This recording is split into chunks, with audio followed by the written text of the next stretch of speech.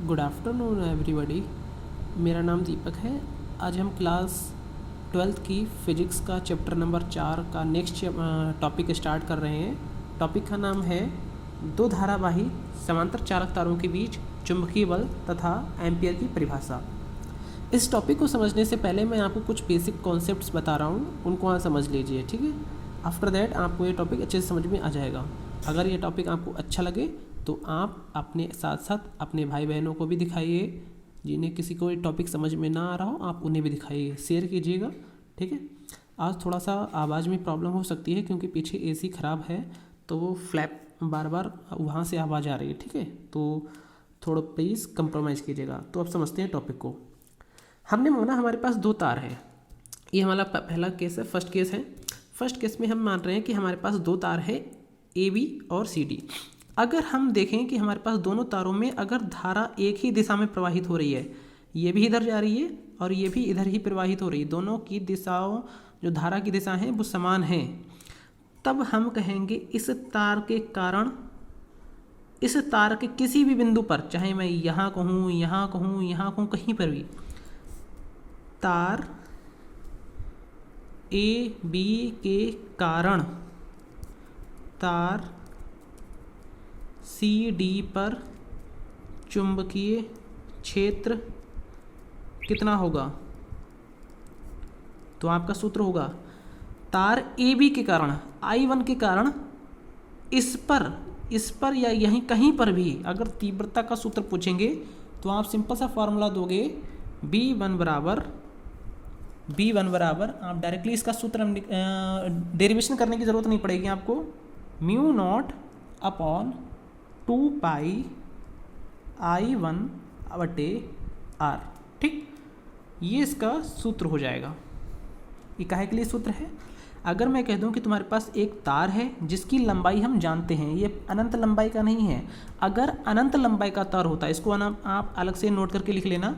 अगर आपके पास अनंत लंबाई का तार है, अनंत लंबाई का तार है, बहुत लंबा तार है जिसका हमें एंडिंग नहीं पता है, we don't know the end point of this wire, तब मैं अगर आपसे कह दूं कि मैं इस पॉइंट पर खड़ा हूं और यहाँ से यहाँ तक की डिस्टेंस R है, अब मैं कहूँ कि यहाँ पर मैग्नेटिक फील्ड या चुंबकीय क्षेत्र कितना होगा, तब आपका फॉर्मूला क्या बनेगा, म्यू नॉट अपन ये जब इसकी लंबाई परिमित है, म्यू नॉट अपन 4 पाई 2I/R, ये फॉर्मूला हुआ करता था, ठीक है। इसकी लंबाई परिमित है, ये जब परिमित लंबाई का है, ठीक है। जब हम अनंत लंबाई का मानते हैं तो ये फार्मूला बन जाता है अनंत लंबाई के तार के कारण। तो वही फार्मूला हमने यहाँ पर लगाया है। आप कहोगे तो अंतर क्या है? अंतर कुछ नहीं है, मैंने यहाँ पर 2 से इस 4 को काटा है तो हमारे पास फार्मूला यही बना है, म्यू नॉट बटे 2 पाई I1/R, ठीक है, कोई बात नहीं। अब ये तार AB के कारण यहाँ पर चुंबकीय क्षेत्र इतना था, तो यहाँ ये जो दो तार हैं, ये दो तार, इसमें भी धारा प्रवाहित हो रही है और ये तार के कारण इस वाले तार के किसी भी बिंदु पर अगर मैं चुंबकीय क्षेत्र निकालूं तो ये फार्मूला क्या बनेगा, म्यू नॉट बटे 2 पाई I2/R। ये तार दो के कारण, तार CD के कारण तीव्रता, ठीक है। आप बेसिकली ये समझ लीजिए, अगर मैंने कहा कि तार AB के कारण बिंदु AB के कारण CD के किसी भी बिंदु पर, मैंने माना ये बिंदु है हमारे पास, इस बिंदु पर तीव्रता कितनी होगी, ये निकला, समीकरण नंबर 1 डाला। जब दो तारों में धारा समान दिशा में होती है तब इन तारों के बीच आकर्षण बल लगता है। ये बात आप नोट करके लिख लेंगे, याद रख लेना, 1 नंबर का ऑब्जेक्टिव आएगा। जब दो तारों में समान दिशा में धारा प्रवाहित हो रही है तो उन तारों के बीच जो लगने वाला बल होता है वो आकर्षण बल होता है। ये कैसे निकालते हैं? ये हम फ्लेमिंग के बाएं हाथ के नियम से निकालते हैं, ठीक है। ये हम बताएंगे कैसे निकालते हैं, बस आप इसको नोट करके आप अभी लिख लीजिएगा। अब हम कहते हैं कि अब ये बल होगा कितना, तो भाई हम सिंपल से जानते हैं F बराबर क्या होता है।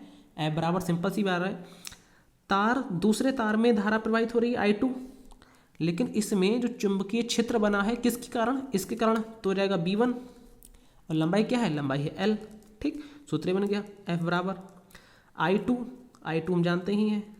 V1 कितना है, फॉर्मूला भी निकाला, V0/2 I1/R, और ये क्या है, L को आप नीचे ले जाओ तो आपके पास बचा फार्मूला μ0/2 I1I2/R।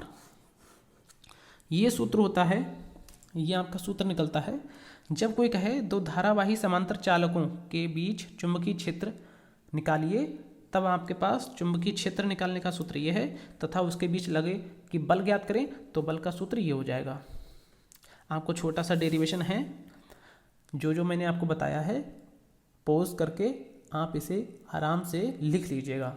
ये आपके पेपर में आने वाला बहुत अच्छा टॉपिक है। आई होप आपको ये टॉपिक समझ में आया होगा। मैं एक बार दोबारा रिवीजन करा दे रहा हूँ, समझ लीजिएगा।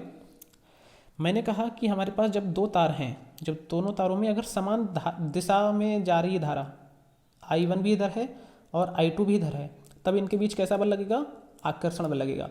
लेकिन अगर मैं कह दूं कि एक में धारा ऊपर जा रही है और एक में धारा नीचे आ रही है, तब इनके बीच कैसा बल लगेगा, प्रतिकर्षण।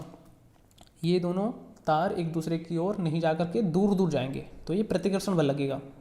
लेकिन यहाँ पर दोनों में समान जा रही है, तो मैंने कहा तार AB के कारण CD पर तीव्रता कितनी है, इतनी है। ये B1 निकला है क्योंकि भाई तार A के कारण ना, I1 के कारण है, तो B1 हो जाएगा।